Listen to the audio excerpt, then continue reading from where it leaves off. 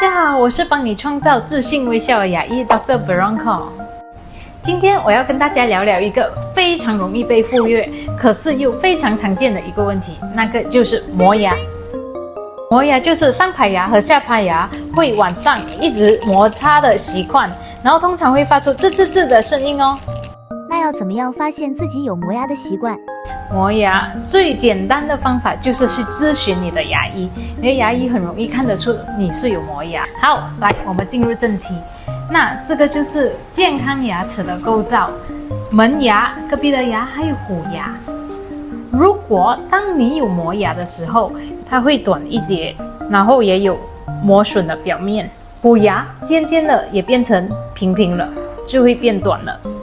当我们看到牙齿呈现这样的形状，还有这样的形态的时候，就会发现你有磨牙。另外要跟大家讲解，其实牙的构造是有3层的，第1层、第2层以及第3层。那当你的第1层被磨损的时候，第2层就会被表露出来，那个时候就是说牙齿被磨损了。自然而然，当你的牙齿第1层被磨损过后，你很冷的东西或者你的牙齿碰到有温度的东西的时候，就会感受到非常的敏感。还有另外一个可以发现的就是，你早上起来的时候，你的关节周围的肌肉或者是你的关节会非常的疼痛，甚至导致头痛。还有一个就是你的枕边人会告诉你，你睡觉的时候会发出一些很奇怪的声音。那磨牙会带来什么问题呢？磨牙除了牙齿损伤，就像我刚才说，牙齿会变成短，你的牙齿就会自然看起来非常的不美观。你想象牙齿变得又短又小，你笑的时候，你的微笑就会不好看了。第二，当牙齿磨得太严重的话，牙齿会出现皲裂。当牙齿整片裂掉，或整个牙齿已经裂成一半，那就没有得救了。那时候我们就要把牙齿拔掉了。还有就是刚才提到的关节疼痛，甚至是头痛。磨牙是怎么开始的？磨牙多数是来自精神压力，除了压力、焦虑、紧张都会造成哦。而且小孩子如果白天玩得太开心的话，或者太兴奋了，也是会导致晚上磨牙的。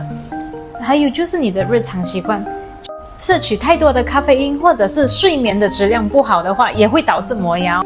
那就要回到根源，就要控制你的压力，还有就是改善睡眠的质量。那如果你要寻找牙医的，我们有2个方法。第一个方法，我们会帮你做一个 mouth guard。mouth guard 的话，就是套在上排牙齿，那你牙齿互相摩擦的时候，中间就会有一个隔层。那 mouth guard 是定做的，也是比较软的。当你戴上后，它可以防止牙和牙的磨损，因为它有一个隔层，也是保护关节哦。那另外一个方法呢，就是注射肉毒杆菌。这边有咬肌，对吗？我们通常会注射在肉毒杆菌来放松你的咬肌。咬肌放松过后，晚上就不会磨牙啦。可是这个方法只能耐3到6个月，所以要重复性注射肉毒杆菌。好啦，来帮大家做一个总结一下，磨牙是一个很常见的问题，而且不要忽略哦，因为它会造成不可挽回的损伤。然后去咨询你的牙医来做一个mouth guard吧。那方法就是控制压力，寻找睡眠导师来改善睡眠品质，还有注射肉毒杆菌来放松咬肌。